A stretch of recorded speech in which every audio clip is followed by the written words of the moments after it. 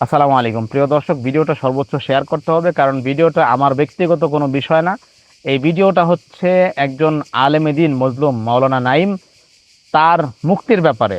একটা মামলায়, সরঞ্জিত সেনগুপ্ত হত্যা মামলার মিথ্যা মামলায় সবাইকে খালাস দেওয়া হয়েছে, তার মধ্যে স্বরাষ্ট্র প্রতিমন্ত্রী বাবর সাহেবও ছিলেন, তাকে খালাস দেওয়া হয়েছে। বাট একমাত্র আলেম হওয়ার কারণে মাওলানা নাঈমকে কিন্তু খালাস দেওয়া হয়নি, এবং তিনি তার কোন ওই ধরনের কোনো পাওয়ার নাই বিধায় তাকে খালাস দেওয়া হয় নাই।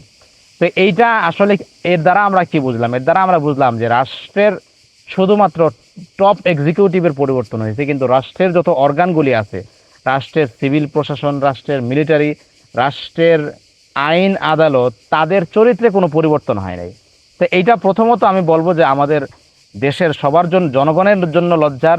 এই লজ্জা যারা জুলাই শহীদ হয়েছেন তাদের প্রতি মানে অসম্মান প্রদর্শন করা, যারা তাদের শরীরের, তাদের জীবনের গুরুত্বপূর্ণ অঙ্গ প্রত্যঙ্গ দান করে যারা আহত হয়েছেন, আজও আহত আছেন, তাদের জন্য এটা লজ্জার প্রথমত। দ্বিতীয়ত হচ্ছে এইটা বর্তমান ক্ষমতাসীন যে দল বিএনপি, এটা তাদের জন্য লজ্জার। কারণ হচ্ছে এই বিএনপির তারেক রহমান, এই আদালত, এই প্রশাসন, তাকে কিন্তু তারা কোমর ভেঙে দিছে। তারেক রহমানের মাকে তার ঘর থেকে ধাক্কা দিয়ে বের করে দিছে, যেটা তার স্বামীর দীর্ঘদিনের স্মৃতি ছিল। যেই যেই বাসাটা জিয়াউর রহমান মরহুম তার চাকরির জীবন থেকে, যে বাসায় বেগম খালেদা জিয়া ছিলেন, সেই বাসা থেকে তাকে যেই প্রশাসন, তাকে যে আদালত তাকে বাসা থেকে বের করে দিছে, এরা এখনো বহাল তবিয়তে আছে। তো এইটা আসলে তারেক রহমান যদি এই বিষয়গুলোকে খেয়াল না করেন, তাহলে কিন্তু তার এই বিপদ তার উপরে আসবে। আমরা জানি যে মজলুম যে হয় তার পক্ষে কিন্তু পুরো জাতিকে ঐক্যবদ্ধ থাকতে হয়। এইটা কিন্তু একটা স্বাভাবিক ঘটনা যে প্রত্যেক জালেমের আমলেই, এটা আমরা ইতিহাসেও দেখছি, অনেক নিরপরাধ মানুষকে বন্দিখানায় কয়েদ করা হয়, বাট যখন রেজিম চেঞ্জ হয় তখন কিন্তু তাদেরকে ছেড়ে দেওয়া হয়। এইবারও কিন্তু ছেড়ে দেওয়া হয়েছে। আমরা জানি যে যত রাজনৈতিক নেতা বন্দী ছিলেন, যেমন এই যে অ্যানি ছিল, তারপরে হচ্ছে যে জুলাইয়ের সময় যারা বন্দী হয়েছেন, পার্থকে আমরা দেখছি, সবাইকে কিন্তু সাথে সাথে ছেড়ে দেওয়া হয়েছে। তারপরে ব্যারিস্টার আরমান, আরও অনেকে মুক্ত হয়েছেন যারা প্রভাবশালী, জামাতের একজন যার ফাঁসির রায় হয়ে গেছিল তাকেও মুক্তি দেওয়া হয়েছে। বাট একজন নিরীহ আলেম, তাকে কিন্তু মুক্তি দেওয়া হয় নাই। তো এই মজলুমের পক্ষে যদি আমরা সবাই কথা না বলি, তাহলে কিন্তু আমাদের উপর বিপদ আসবে। ইতিহাস কিন্তু এটাই বলে। আপনাদেরকে আমি একটা ইতিহাস মনে করায় দিতে চাই। মেজর বজলুল হুদা, কর্নেল বজলুল হুদা, তাকে যখন হাসিনা ফাঁসি দেয়, অপরাধটা কি ছিল? তার নেতৃত্বে শেখ মুজিবকে হত্যা করা হয়েছে। তাকে, এটা বলা আছে, অনেকেই তার যারা প্রত্যক্ষদর্শী তারা দেখছেন যে হাসিনা তাকে জবাই করছে। তাকে যখন জেল থেকে বের করা হয় তখন দেখা গেছে যে তার গলা থেকে রক্ত পড়তেছে। তো এই লোকটাকে যখন মারা হয়, তখন বিএনপির পক্ষ থেকে তাদের দলীয় মতামত ছিল, বেগম জিয়ার এই মতামত ছিল, যেটা হচ্ছে যে আপনার এই মওদুদ আহমদ, ব্যারিস্টার মওদুদ আহমদ, তিনি বলছেন যে ইনসাফ প্রতিষ্ঠা হয়েছে, ন্যায় বিচার প্রতিষ্ঠা হয়েছে। তারপর হচ্ছে যে আপনার ওই কি বলে, আহ, জামাতের পক্ষ থেকে মুজাহিদ সাহেব, তিনিও বলছিলেন যে ন্যায় বিচার প্রতিষ্ঠা হয়েছে। কিন্তু তাকেও কিন্তু পরবর্তীতে ফাঁসি দেওয়া হয়েছে। বেগম খালেদা জিয়াকে ঘর থেকে বের করে দেওয়া হয়েছে, মুজাহিদ সাহেবকে ফাঁসি দেওয়া হয়েছে। কিন্তু তারা এই হাসিনার বিরুদ্ধে প্রতিবাদ করার মতো সাহস তাদের ছিল না। তা আপনি যদি আজকে এই মজলুম আলেমের আলেমের পক্ষে কথা না বলেন, কালকে কিন্তু আপনার সামনেও ফাঁসির দড়ি চলে আসতে পারে। এটা কত বড় মানে আমাদের জন্য লজ্জার! দেখেন, একজন নিরপরাধ মানুষ, সরঞ্জিত সেনগুপ্ত, সে হচ্ছে বার্ধক্যজনিত কারণে মারা গেছে। হাসিনার আমলে এরকম বহু মিথ্যা মামলা, বিএনপির বিরুদ্ধে এরকম মিথ্যা মামলা দেওয়া হয়েছে। তারপরে বেগম খালেদা জিয়ার বিরুদ্ধে এরকম অনেক মিথ্যা মামলা দেওয়া হয়েছে, বোমা হামলার মামলা, হত্যা চেষ্টা মামলা, এরকম অনেক কিছু করা হয়েছে। বাট এই এই জিনিস যদি এখনো কন্টিনিউ হয়, তাহলে আসলে আমাদের জন্য ভাবার বিষয় যে আমরা জুলাইয়ের বিনিময়ে আমরা কি পাইছি। দেখেন, জুলাইয়ের হিসাব করলে তো অনেক হিসাব আছে। জুলাই সনদ বিএনপি বাতিল করে দিচ্ছে, জামাত সেটার কোনো কার্যকর কোনো প্রতিরোধ গড়ে তুলতে পারে নাই তাদের দুর্বল অবস্থানের কারণে। বাট আমাদের আমাদের আমরা যদি নাগরিক হিসেবে চিন্তা করি, জুলাইয়ের পরে আমাদের জীবনে কোনো চেঞ্জেস আসে নাই, সব কিছুই ঠিক আছে, সব কিছুই বাদ দিয়ে দিলাম, বাট এই জায়গায় অন্ততপক্ষে ইনসাফের জায়গায় হাসিনার পতন যে কারণে হয়েছিল, যে হাসিনা বিশেষ করে আলেম সমাজ, যাদেরকে বাংলাদেশের সকল রকমের মানুষ পছন্দ করে, তাদের উপর অত্যাচার করার কারণে কিন্তু হাসিনার পতন হয়েছিল।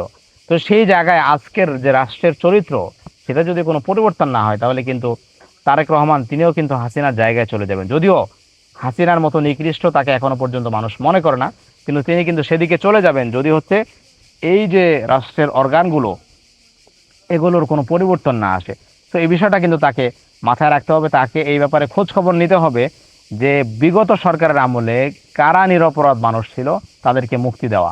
এই ব্যাপারে আপনারা ভিডিওটা শেয়ার করবেন এবং আপনাদের মূল্যবান মতামত জানাবেন যে অ্যাকচুয়ালি কি কারণে এখনো অগণিত আলেমরা বন্দী হয়ে গেছে। এই ব্যাপারে ইলিয়াস ভাই একটা কথা বলছেন যে আজকে মামুনুল হক সাহেব, আপনারা তো মামুনুল হক সাহেবের কাছ থেকে যদি আমি কোনো কিছু আবদার করি আমাকে কিন্তু আপনারা অকথ্য ভাষায় গালিগালাজ করেন, বাট আপনারা একটু ঠান্ডা মাথায় চিন্তা করবেন যে অ্যাকচুয়ালি ওনার দ্বারা রাষ্ট্র কি পাইতে পারে, দেশ কি পাইতে পারে এবং কি পাচ্ছে না সেটা আপনারা চিন্তা করবেন। মামুনুল হক সাহেব, তারপরে হচ্ছে যে এই যে ওসামা যিনি জামাতে যোগ দিচ্ছেন উনি, তারপরে জসিমউদ্দিন রহমানী, এরা সবাই চেতা মানুষ, সবাই বজ্রকণ্ঠ, বাট ওনাদের ব্যাপারে যদি প্রশ্ন করি যে ওনারা তো জেলের ভিতরে ছিলেন, ওনারা তো দেখে আসছেন সেখানে কত অসংখ্য অগণিত আলেমরা বন্দী আছে, তাদের ব্যাপারে ওনারা কি করছেন? আপনি শুধু একবার স্লোগান দিয়ে দিলেন এটা তো হবে না ভাই। প্রত্যেকটা জিনিস পরিকল্পনার মাধ্যমে চলে। এই যে ইউরোপ আপনারা দেখতেছেন, ইউরোপ এত ভালো আছে কিভাবে, তারা সব কিছু খুব গোছালোভাবে খুব পরিকল্পনা মাফিক তারা করে। তো আপনি যদি মজলুম আলেমদেরকে মুক্ত করতে চান, আপনার তো একটা দীর্ঘমেয়াদী হচ্ছে যে পরিকল্পনা হাতে নিতে হবে। একইভাবে আইনি লড়াই যেমন করতে হবে, ঠিক তেমনিভাবে মাঠে ময়দানে এটার পক্ষে আওয়াজ তুলতে হবে। তো ওনাদের কাছ থেকেও আমি আশা করব যে ওনারা হচ্ছে এই বিষয়টাকে দেখবেন। সরকারের কাছ থেকে যেমন আশা করি, ঠিক তেমনিভাবে যারা মজলুম আলেমে দিন আছেন, যারা বিগত দিনে মজলুম হয়েছেন, ওনাদের কাছ থেকেও আমি আশা করি যে হচ্ছে ওনারা এই বিষয়ে আওয়াজ তুলবেন। আরেকটা বিষয়, তৃতীয় নম্বর বিষয় আমি বলতে চাই, সেটা হচ্ছে দেখেন অ্যাকচুয়ালি অনেস্টলি যদি বলি, বাংলাদেশে আলেম সমাজের কোনো প্রতিনিধি নাই, বাংলাদেশের মজলুমদের পক্ষে কোনো প্রতিনিধি নাই। প্রত্যেক আলেম, বড় আলেম, তিনি যার তার জায়গায় ব্যস্ত আছেন। কেউ লেখালেখি করতেছেন, কেউ হচ্ছে ওয়াজ করতেছেন, ভালো কাজ করতেছেন, কোনো সন্দেহ নাই, কেউ দার্স দিতেছেন, কিন্তু সম্মিলিতভাবে আলেমদের এমন কোনো মুখপাত্র নাই যেটা হচ্ছে একজন আলেম মজলুম হইলে, একজন আলেম অসুস্থ হয়ে গেলে তার চিকিৎসার জন্য কাজ করবে, একজন আলেম অন্যায়ভাবে জেলে গেলে তার জন্য কাজ করবে। বাংলাদেশের মানুষ কিন্তু প্রস্তুত, সাধারণ মুসলমানরা কিন্তু প্রস্তুত। তাদের কাছে আপনারা জীবন চাইবেন, তারা জীবন দিতে প্রস্তুত। তাদের কাছে টাকা চাইবেন, তারা টাকা দিতে প্রস্তুত। কিন্তু যদি এদের আলেমদের পক্ষ থেকে চাওয়ার মতো কেউ না থাকে তাহলে কিন্তু সেই কাজগুলো হবে না। আমি এমন কেউ না যে আমি বাংলাদেশের আলেম সমাজের প্রতিনিধিত্ব করতে পারি, বাট আমি একজন ছোট আলেম হিসেবে, সাধারণ মুসলমান হিসেবে আমি আমার কথাগুলো আপনাদের সামনে রাখলাম।